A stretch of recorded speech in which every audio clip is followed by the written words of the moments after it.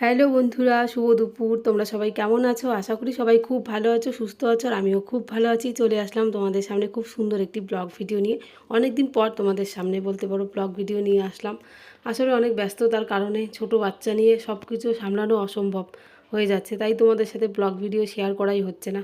আর blog video share না করলে কিছুতেই ভালো লাগে না। তো অনেক দিন পর বলতে পারো আজকে তোমাদের সাথে ব্লগ ভিডিও শেয়ার করে আমারও খুব ভালো লাগছে। তো যাই হোক, এদিকে দুপুরবেলা থেকে কিন্তু আমি ভিডিওটা শুরু করলাম। তো দুপুরবেলা মানে সকালবেলা রান্নাবান্না কমপ্লিট করা হয়ে গেছে। কমপ্লিট করে আমাদের কিন্তু খাওয়া দাওয়া হয়ে গেছে। আর তারপরের দিন আবার আমি সকালবেলা থেকে ভিডিও শুরু করেছি। তো এদিকে তারপরের দিন সকালবেলা কাজকর্মে লেগে পড়েছি। আজকে রান্নাঘরটা পরিষ্কার করবো, গ্যাসের রুমটা আর কি। গ্যাসের মধ্যে আমরা রান্না করি, তো এই গ্যাসের ঘরটা আজকে পরিষ্কার করবো। আর একদিন কিন্তু উনুনের রান্নাঘর পরিষ্কার করেছিলাম, যে ঘরে আর কি উনুনের মধ্যে রান্না করি মাঝে মাঝে।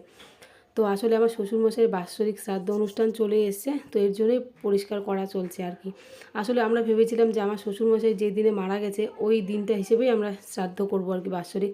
কিন্তু তারপর অনেকের মুখেই শুনলাম যে ওইভাবে হয় না। তারপর তো শুনে আমরাও ব্রাহ্মণকে ফোন করলাম। ফোন করার পর ব্রাহ্মণও বললো যে না, হ্যাঁ, তিথি হিসেবে করতে হবে, ওই দিন আর তারিখ হিসেবে করলে হবে না, তাহলে শ্রাদ্ধ হয়ে যাবে 13 মাসে। তারপর তো শুনে মাথায় হাত। তারপর ভাবলাম যে না, তো 4-5 দিন আছে, তাহলে কিছু কিছু কাজ এগিয়ে রাখতে হবে। তো এর জন্যই রান্নাঘরটা আজকে পরিষ্কার করলাম। তারপর আবার রান্না করেছিলাম হচ্ছে চাল কুমড়োর পাতা বাটা, তারপর এদিকে করেছিলাম হচ্ছে ডাল, তারপর মানে মাছের ঝোল করেছিলাম, মানে মনেই পড়ছে না, কয়েকদিনের ভিডিও তো এর জন্যই।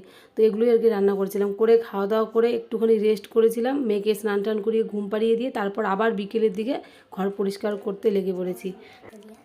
তো এর জন্যই এদিকে এখন বারান্দাটা ঝেড়ে নিচ্ছি। বারান্দাটা ঝেড়ে তারপর যাব আমার ঘর পরিষ্কার করতে। আর সামনে তো দুর্গাপূজা চলে এসেছে, তাই ভাবলাম যে একটু ভালো করেই পরিষ্কার করে নিই। তারপর পূজার আগে একটুখানি মাকড়সার জাল টাল পরিষ্কার করলেই হয়ে যাবে।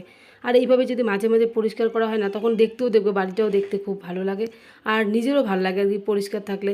তো যাই হোক, আমরা তো মেয়ে না, আমাদের মেয়েদের পরিষ্কার জিনিসটা দেখবে আমাদের হাতেই আর কি আসে। মেয়ে বউ দেখবে, একটা বাড়িতে যখন একটা মেয়ে থাকে দেখবে ওই বাড়িটার একটা সৌন্দর্যও কিন্তু আলাদা হয়। আর দেখবে একটা বউ যখন আরেকটা বাড়িতে আসে ঠিক কিন্তু তেমনই ওই বাড়িটাকেও ঠিক তেমনিভাবেই আর কি গুছিয়ে রাখে। তো এদিকে বারান্দা আমার পরিষ্কার করা শেষ। তারপর এদিকে চলে আসলাম আমি ঘরে।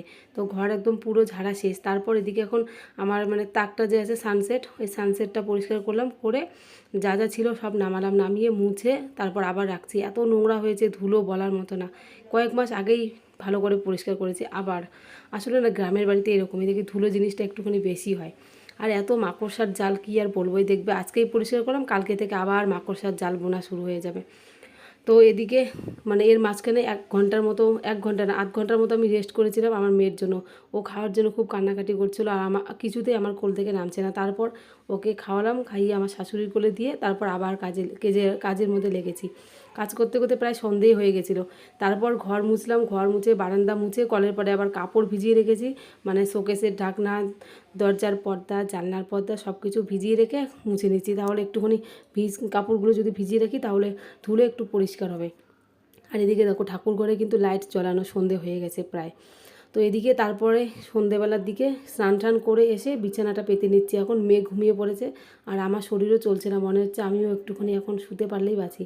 তো মেয়েকে ঘুম পাড়িয়ে আমি একটুখানি শুবো, তারপর উঠে রাতের রান্নাবান্না করবো। আর আমার শাশুড়ি মা এদিকে চা করছে, তো এদিকে চাটাও এখন খাবো আর কি। তো তারপরের দিন আবার সকালবেলা থেকেই তোমাদের সাথে ভিডিও শেয়ার করেছি, রাতের দিকে আর কিছুই বানানো হয়নি। তো আজকে আবার হচ্ছে জন্মাষ্টমী।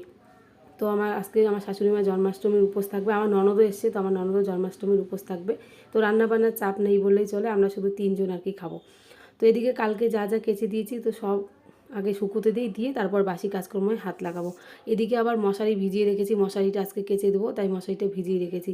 বাসি বাসন আছে, সব কিছু ওগুলো মাজবো, মেজে মশারি কেচে টেচে দিয়ে তারপর আর কি স্নান করব। তো এখন কাপড়গুলো শুকোতে দিয়ে আগে বাসি ঘরটা ঝাড় দিয়ে আসবো তারপর। তো এদিকে আমার বরের সাথে না দুজনে আর কি গল্প করছিলাম, কি জানি একটা নিয়ে গল্প করছিলাম, এখন মনে পড়ছে না। আর দুজনে হাসাহাসি শুরু করে দিয়েছি, একটা হাসির কথাই হচ্ছিল আমাদের দুজনের মধ্যেই। তো এই নিয়ে হাসছিলাম। তো এদিকে আবার, তো যাই হোক বন্ধুরা, আজকে ভিডিওটা আর বেশি বড় করব না, বলতে পারো ছোটো মোটো একটা ভিডিও তোমাদের সাথে শেয়ার করলাম। কেমন লাগলো অবশ্যই জানিও কমেন্টে, পারলে লাইক কমেন্ট শেয়ার করে দিও, আমার চ্যানেলটিকে সাবস্ক্রাইব করে